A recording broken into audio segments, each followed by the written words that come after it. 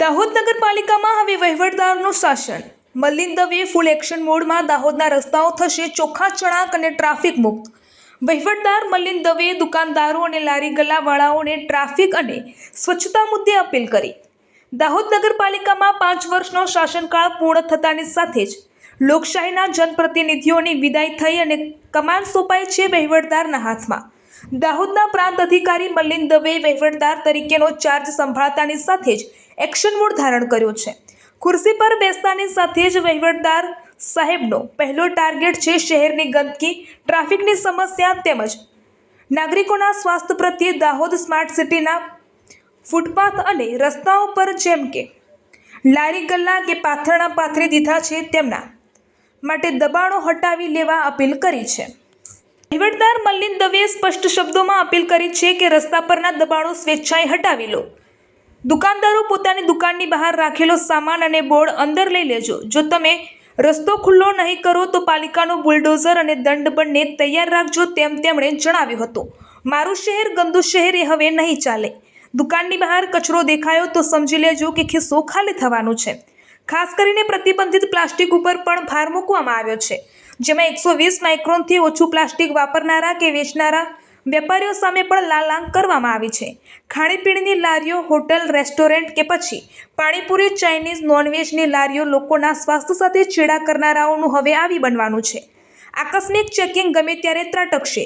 ખાસ કરીને આગામી 20મી માર્ચ શુક્રવારના રોજ આખું તંત્ર રસ્તા પર ઉતરવાનું છે. હું પ્રાંત અધિકારી અને વહીવટદાર નગરપાલિકા દાહોદ નગરપાલિકા વિસ્તારમાં આગામી શુક્રવારથી 20/3 તારીખથી રોજ નગરની સાફ સફાઈ અને હંગામી દબાણ બાબતે મેગા ડ્રાઈવનું આયોજન કરવા જઈ રહ્યા છીએ. દરેક વેપારી મિત્રો અને જે નાના મોટા લારી ગલ્લાવાળા મિત્રો છે એમને ત્યાં સાફ સફાઈ અને ફૂટપાથ આગળ ચોખ્ખાઈ રહે એના માટેનું આયોજન થઈ રહ્યું છે.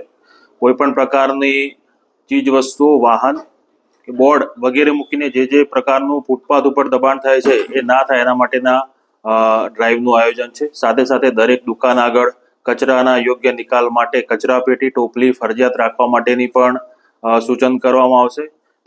તેમજ તેમ ન કરનાર સામે દંડનીય કાર્યવાહીની આયોજન કરવામાં આવેલ છે. સાથે સાથે તમામ પ્રતિબંધિત પ્રકારના પ્લાસ્ટિકના જથ્થાનો દુકાનદાર વેપારી મિત્રો દ્વારા ઉપયોગ ના થાય એની પણ એમને તકેદારી કરવામાં આવશે. તેમજ આ દુકાનદાર મિત્રોને આ ડ્રાઈવ દરમિયાન આ પ્રકારનું પ્લાસ્ટિક મળશે તો જપ્ત કરી લેવામાં આવશે. સાથે થોડા સમયમાં થયેલું નગરપાલિકાના વિસ્તારમાં હંગામી દબાણ છે એ પણ દૂર કરવાની કાર્યવાહી જોડે જોડે કરવામાં આવનાર છે. સાથે શાકભાજી, ફ્રૂટ કે અન્ય ફેરિયા મિત્રો જે સ્ટોલ લગાવીને હંગામી દબાણ કર્યું છે સ્વયંભૂ આગામી સમયમાં દૂર કરે એના માટે વિનંતી કરવામાં આવે છે.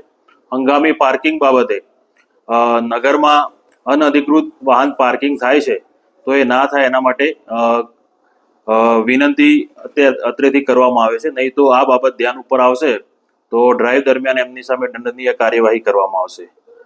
સાથે જ હાઇજીનની બાબતમાં ફરસાણમાં દુકાનોવાળા હોય કે પછી અન્ય લારી ગલ્લાવાળા મિત્રો હોય તો એમની સામે પણ જો હાઇજીન જળવાશે નહીં તો તેમની સામે પણ દંડનીય કાર્યવાહી કરવામાં આવશે. તો તમામ મિત્રો અને સાથ સહકાર આપે અને આપણે એક સારું સ્માર્ટ સિટી દાહોદનું એક નવું ચિત્ર ઝડપથી ઊભું કરીએ એના માટે પ્રયત્નો કરવા જઈ રહ્યા છે. દરેકના સાથ સહકાર બદલ ખૂબ ખૂબ આભાર. Thank you. દાહોદ નગરપાલિકાની અંદર વહીવટદાર શાસનનું અમારા પ્રાંત સાહેબ શ્રી મલિન દવે સાહેબનું નિમણૂક થઈ છે. તો એમની સૂચના અનુસાર કે સાહેબશ્રીએ અમારે પહેલા દિવસે આવી અને નગરજનોને જે વર્ષોથી જૂના પ્રશ્નો હોય એના તમામના નિકાલ માટેની સાહેબે અમને સૂચના આપી છે. અને જે દરરોજ અંદર પ્રવૃત્તિની અંદર કે ટ્રાફિકના કે કચરાના કે કોઈ એવા રોજિંદા જીવનના જે પ્રશ્ન હોય છે એને ઝુંબેશાના ભાગરૂપે 20 તારીખથી અમે ટ્રાફિકનું તથા સિંગલ યુઝ પ્લાસ્ટિક બેન છે 120 માઇક્રોનથી નીચેવાળી જે છે એ તમામનું અમે બેન કરીશું અને ટીમ બનાવી અને એમને કડક કાર્યવાહી કરીશું.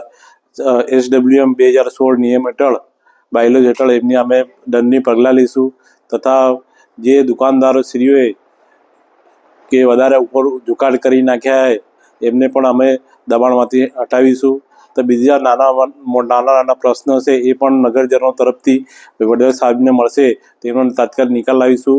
પ્લસ બીજું કે અમે રાત્રિ સભાની જેમ દરેક વોર્ડ વાઇઝ સાહેબના સૂચના અનુસાર કે અમે વોર્ડ વાઇઝ મિટિંગમાં નગર લોકોની અંદર આવવાના છે એ પણ ટૂંક સમયની અંદર અમારું એ યોજના ચાલી રહી છે અને વહીવટદાર સાહેબના સૂચના અનુસાર આગળની કાર્યવાહી કરવામાં આવશે. દેશ અને દુનિયાના સમાચાર જોવા માટે અમારી ચેનલ વાત્સલ્યમ સમાચારને સબસ્ક્રાઇબ કરો અને બેલ આઇકોન પર ક્લિક કરો, જેથી આપને રોજે રોજની તમામ અપડેટ મળતી રહે. સાથે જ અમારા ફેસબુક અને ઇન્સ્ટાગ્રામ પેજને ફોલો કરો.